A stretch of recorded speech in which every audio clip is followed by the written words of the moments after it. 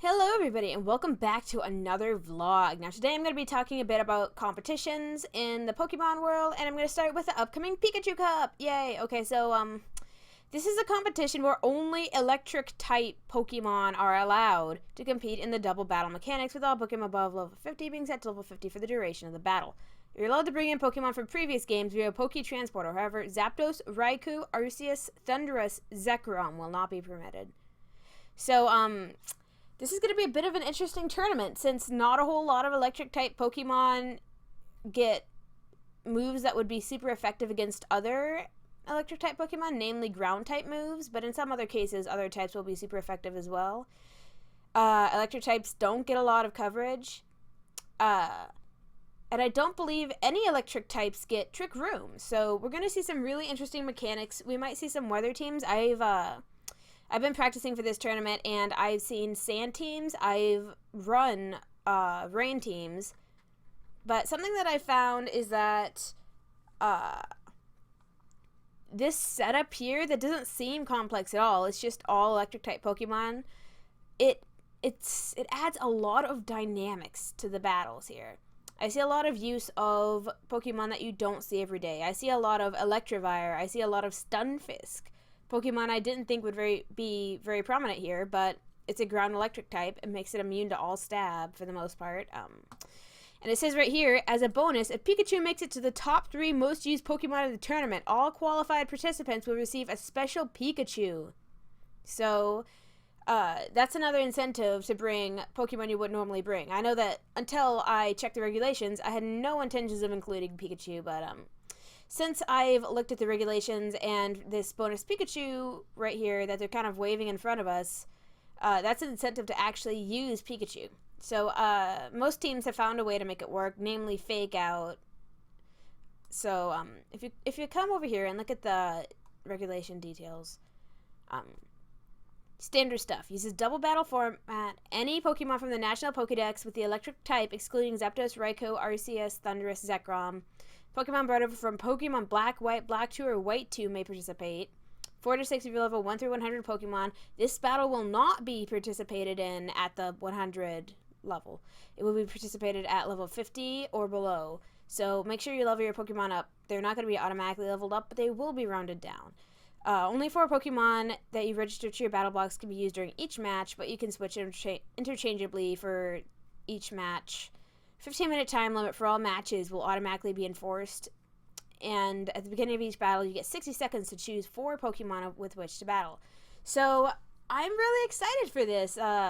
This is going to be kind of a fun little competition. We're going to see a lot of play for Pokemon that you don't usually see. We're going to see a lot of Pikachu, Jolteon, Electivire, Stunfisk, and, you know, this is, personally for me, this is an opportunity to get a lot more Pokemon ready to use in competitive play that I may not normally use. So, this is certainly going to be fun. So, I'm going to go ahead and switch gears, and for a little bit, I'm actually going to talk a bit about my team from Circle of Legends. So, as I probably already mentioned, I participated in only 17 matches. And of those 17 matches, only 7 of them were wins. So here you can see my team, Mewtwo X, Rayquaza. Both of these could either be Mega or non-Mega as the need arises. Deoxys Attack Form, Uxie, Virizion, and Suicune. Now, just looking at this team, 2 things are very obvious. My crippling weakness to Fairy and my crippling weakness to Dark. So, Mewtwo and Virizion can help counter out Dark types, but at the same time, there's absolutely nothing here that can resist them. I can hit super effective against them, can't resist them. I don't believe we can resist them. So I'm going to go ahead and take a bit of a closer look at each of my Pokemon and what exactly they do. So here's my Mewtwo. Fire Punch, Zen Headbutt, Drain Punch, Earthquake. I did not soft reset for IVs. I did not expect to be using these Pokemon, so I just slapped together from my box whatever I could. Whatever had the least non-beneficial. So, as you can see here, it actually has higher special attack because of that nature, but I decided to go with attack anyways because there are a lot of special walls. So, I thought I would have a harder time getting walled out with Mewtwo X, and I made a horrible mistake. So, not only is this Pokemon here, if I choose to Mega Evolve it and gain that extra physical power that I need to really boost over without using just stabs and headbutt, then I become weak to not only Shadow Ball and Dark Pulse and Oblivion Wing from Yveltal, but I also become weak to a bunch of other fairy type moves such as Moonblast that wouldn't have otherwise been an issue. So you can see my spread here, 10, 10, and 10, and with a rash nature. So, and then I have my Rayquaza here, Choice Specs Rayquaza. I believe I actually ran Citrus Berry when I went to the competition. This is not an updated list. So it was actually Citrus Berry and Extreme Speed. So this was my Rayquaza, and another thing that should be quite obvious here is the weakness to Fairy, the weaknesses to Ice, the weaknesses. This one's not weak to Dark Pulse or Shadow Ball, but it is weak to a lot of other things that Pokemon that carry Dark Pulse and Shadow Ball often other carry, things such as Ice Beam. So that was also a problem for me. So Dragon Ascent, Waterfall, Draco Meteor, Extreme Speed. It's a pretty standard set. I carried Waterfall for things like Heatran, Entei, things I didn't end up seeing a lot of, but it still came in handy in every now and then. So, and I did have to run Relax here. So this is kind of a tank physical offensive Pokemon here. This is in no way a fast sweeper. It's a bulky sweeper at best. So then I have my Deoxys, Focus Sash, Ice Beam, Dark Pulse, Psycho Boost, Grass Knot. Not the best option, I know. But that's what I had to work with. He was serious, so he didn't get a boost to any of his stats, which I guess is better than having a hindering nature. So, I mean, oh well, it's just not minus speed. This Deoxys was definitely my probably second to Uxie for MVP. So let's go ahead and take a look at my stall Uxie. This is where those tactics that would make hackers cringe come in. He's just a pure tank. He was bold, luckily enough, so I actually got a very good roll of the dice here. And both of my defenses had max IVs, I believe.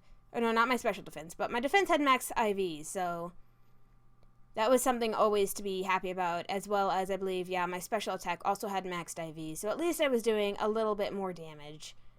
So I have Heal Bell, just to clear up status, in case something like Dark Void, Darkrai, or Mew, or anything that was trying to burn, since my team is primarily physical, anything that burned or toxicked in worse situations if my Rayquaza gets toxicked. Then I have Heal Bell on it. Then I have Yawn and Dream Eater. That's my form of Sustain, Yawn, Dream Eater, and Protect, just to sort of stall out my opponent a little bit more. And then I have my Virizion here, just a pure special defense wall, at the same time having good offense. Hits a lot of things super effective. Sacred Sword, Leaf Blade, X Scissor, Retaliate. This is Suicune's worst nightmare right here. So I'm very proud of that, especially in combination with Uxie. Can't be burned for long periods of time. I'll clear that right up. So, and then I have Suicune. This was not the best thing for me because he actually does have a hindering nature. He has minus special defense plus speed, and this is not going to be a fast Pokemon to begin with. And even more so, I really would have preferred those that plus nature going to really any other stat except for maybe attack, but it would have been better almost anywhere else. So this is just pure support Suicune. Swagger, Protect, Tailwind, Toxic. Again, playing that stall game. I have in the past brought Uxie Suicune, and I believe one of my games was actually one with Uxie Suicune Rayquaza. So it works, but it's a very cheap way of doing things. So, yeah, and I did actually run this with a Lax Incense because Uxie has my leftover, so leftovers Assault Vest. I didn't know what to put in this spot, so I figured it was already a bit of a lost cause and just slapped a Lax Incense on it, hoping that something worked. So that was my team, and again, I have a very serious weakness here. So, yeah. It didn't go so well, but it was a great first experience for a tournament. Hackers were a lot more prominent than I thought. In fact, I'll be uploading some videos from that competition as a series in the coming weeks, so you guys will be able to see some of that, and you get to see all of the nice evil stall wars that I got into at times. So yeah, it was kind of an experience, but it was definitely all around totally worth competing in. It was totally worth going and checking it out, and afterwards, I think Game Freak is putting more of a stop on hacking and cheating Pokemon, which is great, because the first battle I played was against a shiny ball effect Darkrai, which should not happen. So yeah, that's all I've got for this video, so thank you guys so much for watching, and I will see you in the next video.